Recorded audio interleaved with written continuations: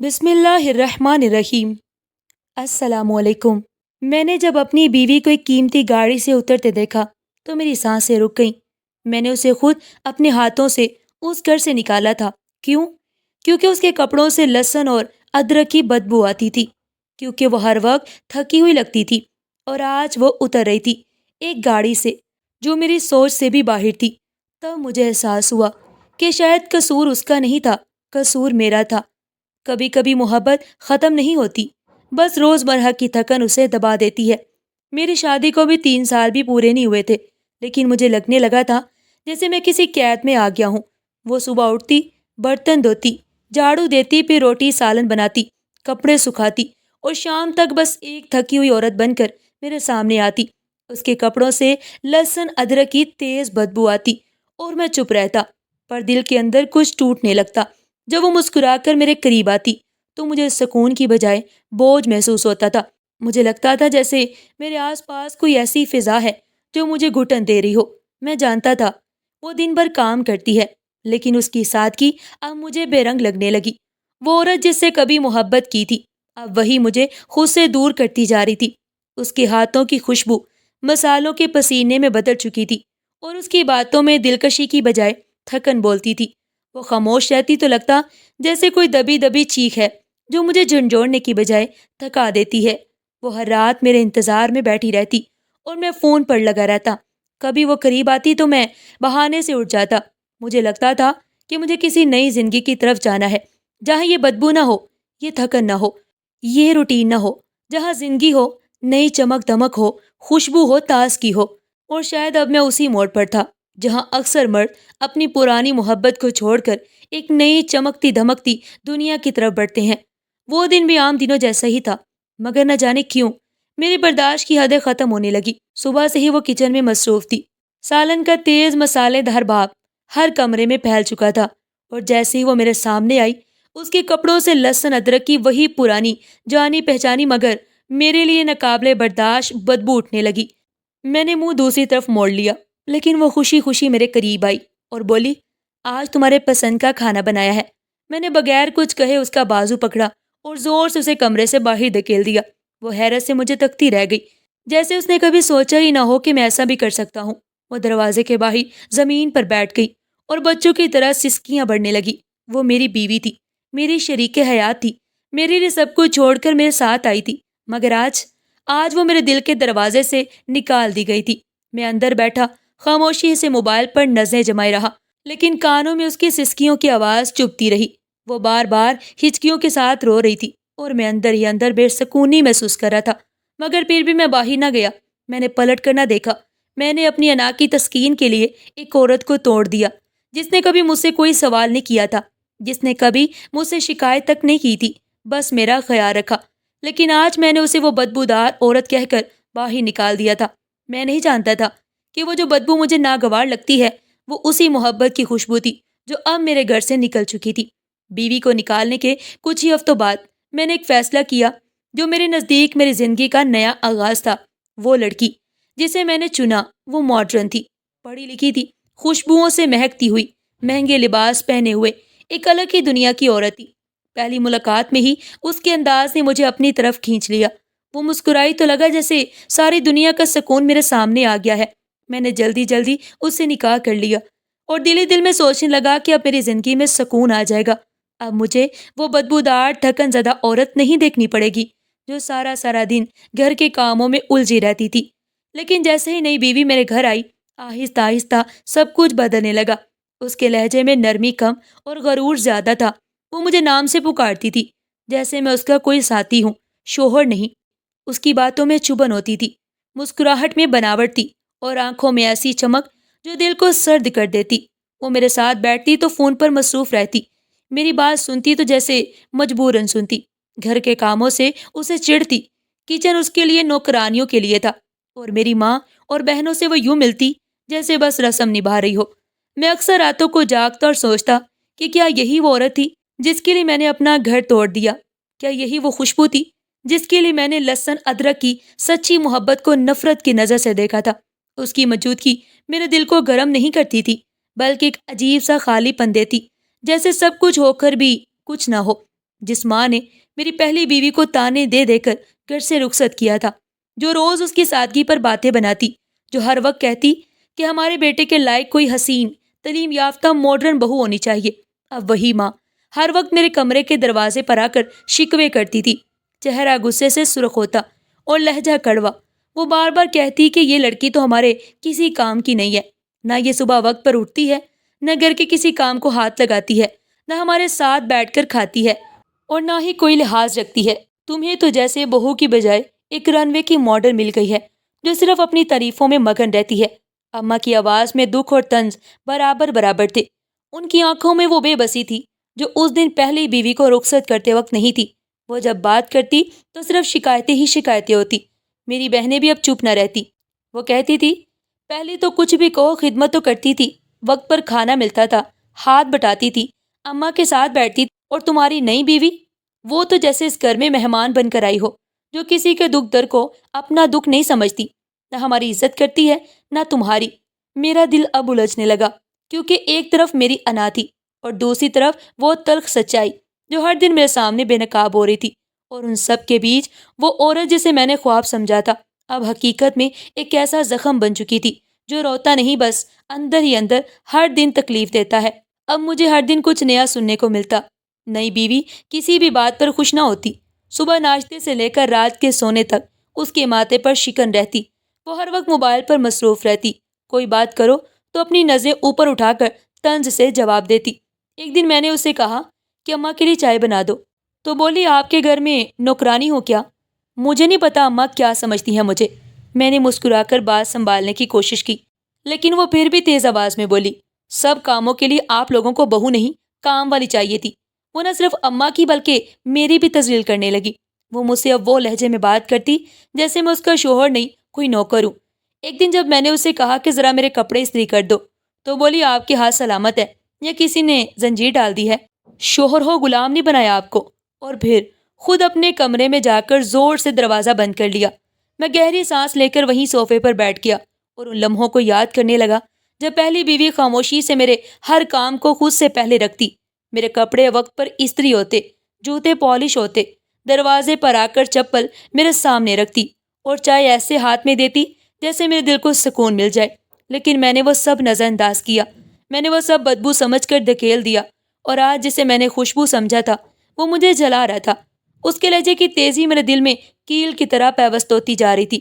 ایک دن میں دفتر سے تھکا ہارا واپس آیا تو وہ بیڈ پر نیم دراز موبائل پر سیریل دیکھ رہی تھی۔ میں نے کہا، کھانا دو، تو بولی، ابھی کھانا باہر سے منگوا لو، میرا موڈ نہیں ہے تمہارے کام کرنے کا۔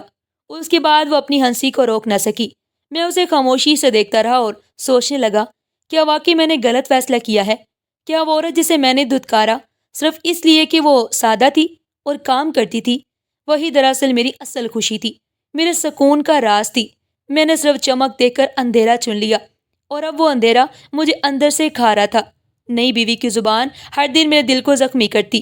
وہ نہ صرف تلخ تھی بلکہ شکر بھی نہیں کرتی تھی، نہ میری کمائی کا، نہ میرے وقت کا، اور نہ میرے ساتھ کا۔ اور میں ہر رات یہی سوچتے سوچتے سو جاتا کہ اگر غلطی ہو گئی ہے تو اب اسے سدھارنے کا کوئی راستہ بھی ہے یا نہیں۔ اب گھر میں سب کچھ بدلا ہوا تھا۔ کھانے کی خوشبو جو کبھی پورے گھر میں پھیل جاتی تھی، اب اس کی جگہ پلاسٹک کے ڈبوں کی آوازیں تھی۔ باہر سے کھانا آتا تو بس ٹیبل پر رکھا جاتا، کوئی یہ نہ دیکھتا کہ کس نے کھایا کس نے نہیں۔ کبھی گرم روٹی کی وہ خوشبو جو شام ہوتے ہی دل کو تسلی دیتی، اب صرف یاد بن کر رہ گئی۔ کچن میں اپنا چولہے کی آنچ نظر آتی، نہ ہنڈیا کی کھنک، اور نہ لہسن ادرک کی وہ تیز مہک جس پر میں کبھی چڑ جاتا تھا، جس پر میں نے غصے میں سب کچھ قربان کر دیا۔ اب وہ مہک نہیں رہی۔ لیکن عجیب بات یہ تھی کہ نہ وہ بدبو تھی اور نہ ہی وہ محبت کی مہک جو میرے دل کو اندر سے جوڑے رکھتی تھی۔ نئی بیوی کے کمرے سے پرفیوم کی خوشبو آتی، لیکن دل کو وہ سکون نہ دیتا جو پرانے دنوں میں ملتا۔ کبھی میں بیٹھا ہوتا تو دل کہتا کہ کاش وہ شور شرابہ، وہ بھاگ دوڑ، وہ پہلی بیوی کی ہلکی سی مسکراہٹ ہی لوٹ آئے۔ کبھی وہ تیز لہسن کی خوشبو آتی تو میں بھاگ کر کمرے سے نکلتا تھا۔ اور آج جب کچھ بھی نہیں آتا تو دل تڑپ اٹھتا ہے، ہر چیز بے ذائقہ لگتی ہے، ہر کونا خالی سا لگتا ہے۔ نئی بیوی کچن کو اپنا کام نہیں سمجھتی تھی، اور پرانی بیوی نے کبھی شکایت کیے بغیر اپنے ہاتھوں سے وہ کھانے بنائے تھے جن کی خوشبو آج بھی میری سانسوں میں گونجتی ہے۔ آج جب میں رات کو گھر آتا ہوں تو کھانے کے برتن گرم کرنے کی بجائے مجھے خود کھانے کو مائکرو ویو میں ڈالنا پڑتا ہے۔ کوئی دروازے پر کھڑا نہیں ہوتا کہ کوئی پوچھے کہ آپ تھک گئے ہوں گے یا چائے بنا دوں۔ نہ کوئی ہاتھ پکڑتا ہے، نہ کوئی آنکھوں سے بات کرتا ہے۔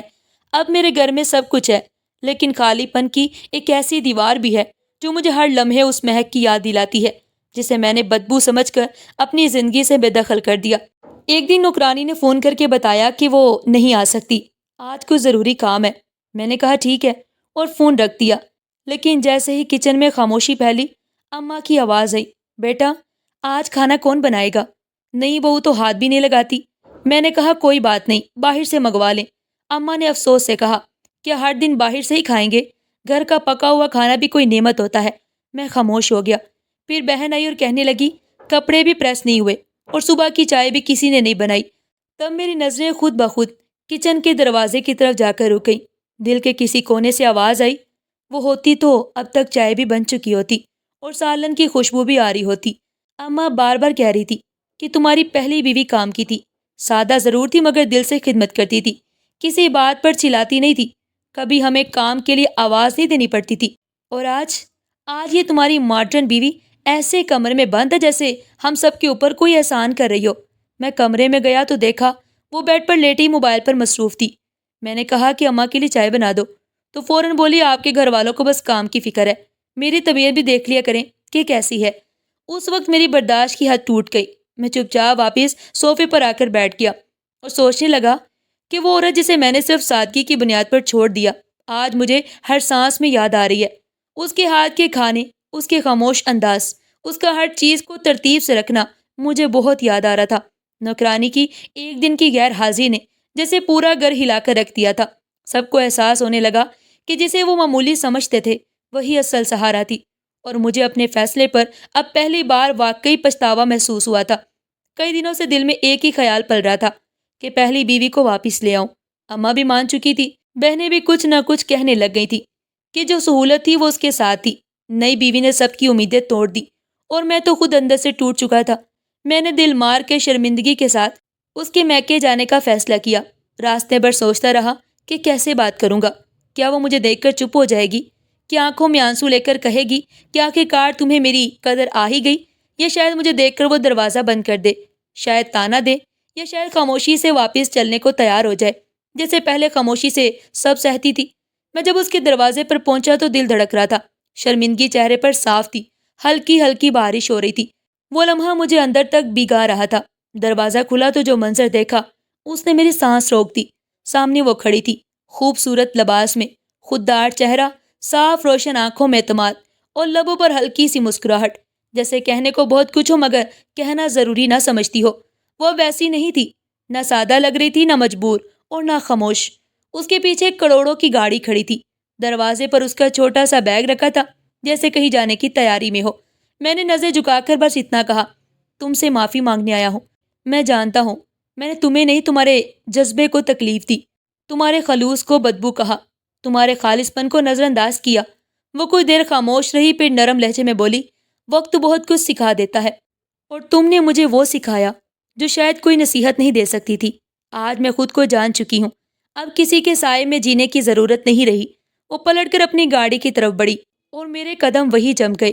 میں ہار چکا تھا، میں وہ سب کھو چکا تھا جسے میں نے کم سمجھا، اور آج جسے میں بہت کچھ سمجھ کر آیا تھا وہ اب میری دنیا سے بہت دور نکل چکی تھی۔ میں دروازے پر کھڑا تھا، دل میں عجیب سی بے چینی تھی، شرمندگی کے ساتھ دل کے کسی کونے میں یہ بھی خواہش تھی کہ شاید وہ مجھے معاف کر دے، شاید وہ مجھے ویسا ہی ملے جیسے میں نے چھوڑا تھا، مگر اندر ہی اندر ایک عجیب سی گھبراہٹ بھی تھی، جیسے دل جانتا ہو کہ سب کچھ بدل چکا ہے۔ میں نے بیل دی اور تھوڑی دیر بعد گیٹ کھلا، اور جو منظر میری آنکھوں کے سامنے تھا وہ ایسا تھا کہ میری سانسیں رکنے لگی۔ سامنے وہ کھڑی تھی، مگر وہ نہیں رہی جو میں چھوڑ آیا تھا۔ سامنے ایک مہنگی اور چمکتی ہوئی قیمتی گاڑی کھڑی تھی۔ وہ گاڑی سے اتری تو اس کے قدموں کی مضبوطی اور اعتماد میری آنکھوں میں چبھ گیا۔ وہ پروفیشنل لباس میں تھی، سر پر ہلکا سا دوپٹہ جو سلیقے سے رکھا گیا تھا، جوتے مہنگے تھے، پرس نفیس، اور چال میں ایسی خودداری جو میرے دل کو لرزا گئی۔ وہ میری طرف دیکھ کر بھی نہ رکی۔ ایک ہاتھ میں لیپ ٹاپ بیگ تھا اور دوسرے ہاتھ میں کار کی چابی، جیسے کسی میٹنگ سے واپس آئی ہو، جیسے ایک نئی دنیا کی مالک ہو، جیسے وہ عورت جسے میں نے کچن کی بدبو اور سادگی کی بنیاد پر چھوڑا وہ اب خود ایک پوری پہچان بن چکی تھی۔ اس کی آنکھوں میں وہ خاموشی نہیں تھی، اب وہ خاموشی میں عزت کا وقار تھا۔ اس کے چہرے پر دکھ یا تلخی نہیں تھی، بلکہ کیسی سنجیدہ چمک تھی جو دل میں چبھتی تھی۔ وہ میرے قریب سے گزری اور ایک پل کو رکی، بس اتنا کہا، کچھ لوگوں کی نظر میں محبت لہسن کی بدبو سے زیادہ بے قدر ہوتی ہے، اور کچھ رشتے تب سچے لگتے ہیں جب وہ واپس کبھی نہ آئے۔ پھر وہ آگے بڑھ گئی، میں وہیں کھڑا رہ گیا اور میرے قدم جیسے زمین سے جڑ گئے۔ وہ عورت جو کل تک میری خدمت گزار تھی، آج خود کسی بڑی کمپنی کی نمائندہ لگ رہی تھی۔ اس لمحے مجھے احساس ہوا کہ جو چیز میں نے کھو دی ہے وہ اب کسی قیمت پر واپس نہیں آئے گی۔ میں نے خود اپنی محبت کو اپنی آنکھوں کے سامنے اجنبی بنتے دیکھا اور کچھ کر بھی نہ سکا۔ جب میں خالی ہاتھ واپس آیا تو دل کا بوجھ اور زیادہ ہو چکا تھا۔ اماں نے دروازہ کھولا، چہرے پر سوال تھے، مگر میں خاموشی سے اندر آ گیا اور صوفے پر بیٹھ کر آنکھیں بند کر لی۔ کمرے سے ابھی نئی بیوی کی آواز آ رہی تھی، وہ فون پر کسی سے بات کر رہی تھی اور لفظ لفظ زہر اگل رہا تھا۔ مجھے سنائی دے رہا تھا کہ وہ کہہ رہی ہے کہ میں اب یہاں ایک دن بھی نہیں رہ سکتی۔ اس کے گھر والے بھی میرے لیے اذیت ہیں اور یہ خود بھی کسی کام کے نہیں، نہ شوہر ہے نہ مرد، وہ صرف خدمت کروانا جانتے ہیں، عزت دینا نہیں جانتے۔ اماں نے جب یہ سنا تو وہ ساکت رہ گئی، میری طرف آئیں اور پہلی بار نرم لہجے میں بولیں، بیٹا وہ سادہ سی لڑکی اتنی بری بھی نہیں تھی، تمہارے لیے ہر بات سہتی تھی، تمہارے کپڑے استری کرتی، تمہیں وقت پر کھانا دیتی، تمہارے سر پر سایہ تھی، مگر ہم نے مل کر اسے کم سمجھا۔ مجھے بھی اب اپنی غلطی کا احساس ہو رہا ہے۔ میں نے جو سلوک کیا اس کے ساتھ وہ ایک ماں کی شایان شان نہیں تھا۔ میں اماں کی باتیں سن رہا تھا مگر اندر سے خالی ہو چکا تھا۔ ادھر نئی بیوی اب میرے سامنے آ کر کھڑی ہو گئی اور صاف صاف کہنے لگی، میں اب طلاق چاہتی ہوں، میں یہ تماشا نہیں سہ سکتی۔ تمہاری ماں اور بہنوں کی خدمت کے لیے میں نہیں بنی، اور نہ ہی تم وہ شخص ہو جس کے ساتھ زندگی گزارنے کا خواب تھا۔